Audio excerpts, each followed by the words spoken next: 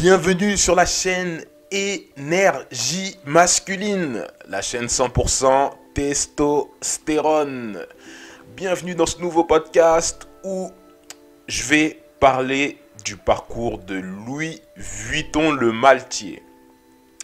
Alors là, je vais vraiment parler du fondateur historique de la marque du même nom.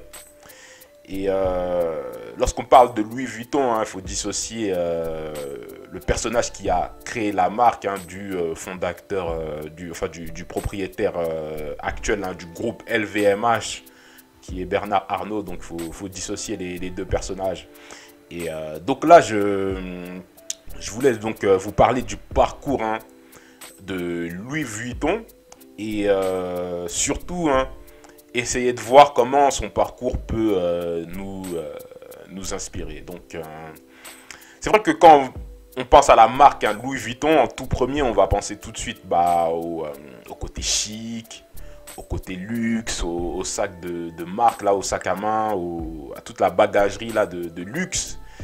Mais derrière cette marque, il y a surtout le travail et les sacrifices d'un homme qui est parti tout simplement à la conquête de ses rêves. Donc j'avais regardé la page Wikipédia du fondateur là du même nom, Louis Vuitton. Et bon, on sait que sur Wikipédia il peut y avoir des inexactitudes quand on lit ce qui nous est renseigné, mais on va considérer tout de même que la biographie ou le passage sur la vie de Louis Vuitton là, qui est répertorié sur Wikipédia, on va considérer que c'est quand même crédible. Mais bon, je fais quand même cette précision. Donc, je ne vais pas vous lire l'intégralité de sa fiche Wikipédia, mais vous pouvez le faire en faisant tout simplement une recherche sur Wikipédia si vous voulez lire son parcours. Mais ce que je vais faire là dans ce podcast, c'est que en fait, il y a 2-3 points dans son parcours qui m'a interpellé, et puis je voulais justement vous les présenter. Donc déjà, quand on regarde son parcours, le premier point, c'est que lorsqu'on regarde l'origine sociale du fondateur de la marque du même nom, on se rend compte que en fait, Louis Vuitton vivait, en fait, il vient d'une famille, j'ai envie de dire modeste. Déjà, il faut resituer un petit peu le contexte. Il est né dans les années 1800. Pour être plus précis, il est né en 1821, donc c'est au 19e siècle. Et il est issu d'une famille qui vivait grâce à l'agriculture ou bien à l'artisanat, plus précisément dans le domaine de la menuiserie. Donc, il vient en plus d'une région rurale. Et ça, c'est le premier point. Donc, il n'est pas tout de suite... c'est pas un personnage qui est né avec une cuillère en argent. Donc, il vient vraiment d'en bas, si je peux dire ça comme ça.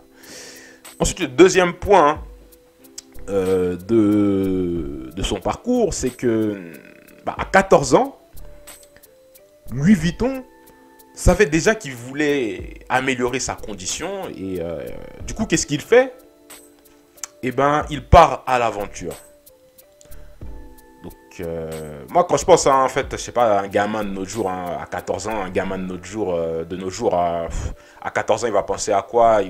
Dans sa tête, il va y avoir quoi ? Il va penser à des jeux vidéo, il va penser à suivre des influenceurs sur les réseaux sociaux, je sais pas, il va commencer à se masturber sur du porno. Mais Louis Vuitton, à 14 ans, il fait quoi ? Il décide de quitter son domicile familial.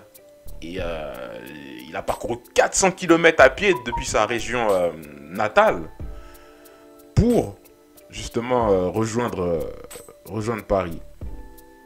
Et ça, c'est le deuxième point là, qui m'a interpellé dans son parcours. Déjà, c'est très tôt, il était déterminé et il voulait améliorer sa condition. Et ça, il l'avait compris très tôt. Et à 14 ans, il était déjà prêt à faire les sacrifices en quittant sa région natale et en faisant 400 km à pied pour rejoindre Paris, la capitale.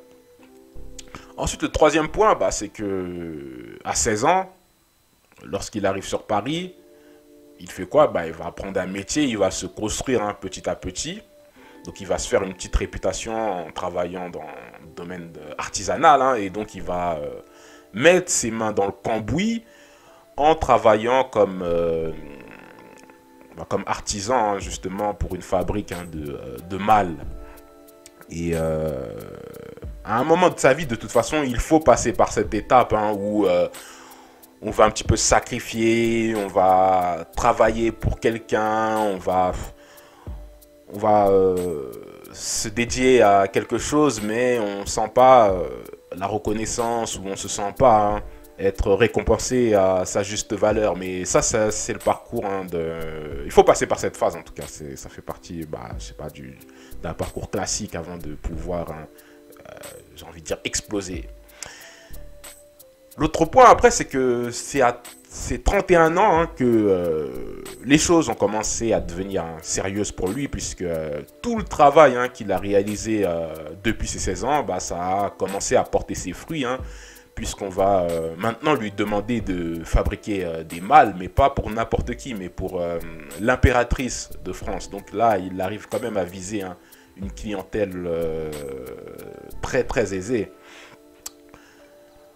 Après, l'autre point aussi, cinquième point qui m'a interpellé dans son parcours, c'est que c'est à 32 ans, au moment, on va dire, où il commence à être établi, qu'il se décide d'épouser une femme. Et en plus, quand on regarde dans son parcours, dans la biographie, on voit qu'il a pris une femme de 17 ans.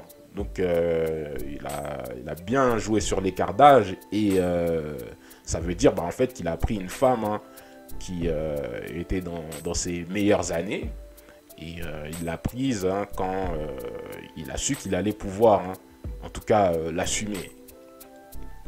Et après, l'autre point, c'est que le sixième point, c'est qu'après son mariage, c'est là où il s'est mis à son compte. C'est après c'est passé la trentaine qu'il a commencé à se mettre à son compte, et là à se lancer vraiment en tant qu'entrepreneur, en se mettant, en créant sa propre ligne de bagages, grâce à toute l'expérience qu'il a pu acquérir dans son expérience passée. Et par la suite, il n'a que continuer à faire fructifier son affaire. Donc voilà juste les points que je voulais relever par rapport à son parcours, au parcours d'un homme qui a eu du succès, même si la marque à l'heure actuelle n'appartient plus à la famille du fondateur, mais c'est une autre famille qui a racheté cette marque. Mais en tout cas, l'histoire et le parcours de cet homme peut en inspirer plus d'un. Et puis c'est surtout le reflet que dans le parcours, dans la trajectoire d'un homme, ça se dessine progressivement. Donc on ne peut pas forcément avoir tout de suite au plus jeune âge. Donc c'est vraiment étape par étape, petit à petit, qu'on progresse, mais vraiment à condition de travailler, et puis de ne jamais rien lâcher. Donc voilà par rapport au parcours de Louis Vuitton. N'hésite pas à réagir dans les commentaires. Sinon, je vais m'arrêter là, et puis je vais essayer de revenir avec un nouveau thème. Allez, ciao.